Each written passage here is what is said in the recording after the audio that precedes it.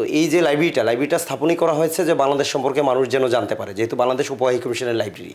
এখন বাংলাদেশ নিয়ে যদি আপনি জানতে চান, বাংলাদেশের ব্যক্তিবর্গ, তাই না, বিখ্যাত ব্যক্তিবর্গ, বাংলাদেশের জলবায়ু, বাংলাদেশের পরিবেশ, বাংলাদেশের কৃষি, বাংলাদেশের মাটি, বাংলাদেশের ভূগোল, বাংলাদেশের সংস্কৃতি, তাই না, বাংলাদেশের সব কিছুই তো আপনার জানা লাগবে। গণ্যমান্য ব্যক্তিবর্গ বা রাজনৈতিক ব্যক্তিবর্গ যদি বলি, সেখানে কিছু নির্দিষ্ট ব্যক্তির, নির্দিষ্ট একটি পরিবার বা নির্দিষ্ট ব্যক্তিবর্গের বই রাখা ছিল, এর বাইরে কোনো বই রাখা ছিল না।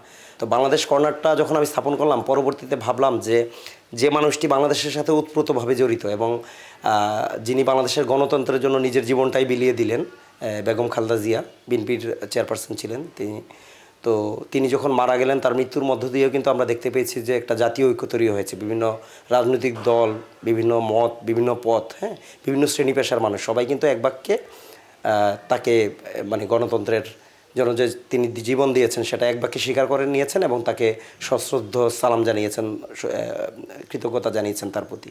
তো এরকম একটি মানুষের বই নেই, সেটি আমি ভাবলাম যে এটা আসলে অকল্পনীয়, এই জিনিসটা অবশ্যই রাখা দরকার, তার সংক্রান্ত কিছু বই।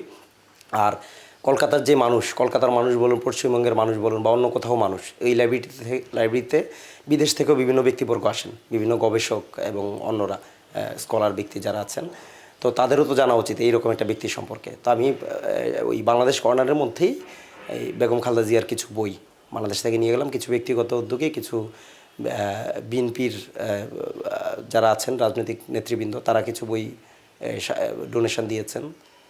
তো এভাবেই বেগম খালেদা জিয়া সংক্রান্ত কিছু বই সেখানে আমি স্থাপন করি।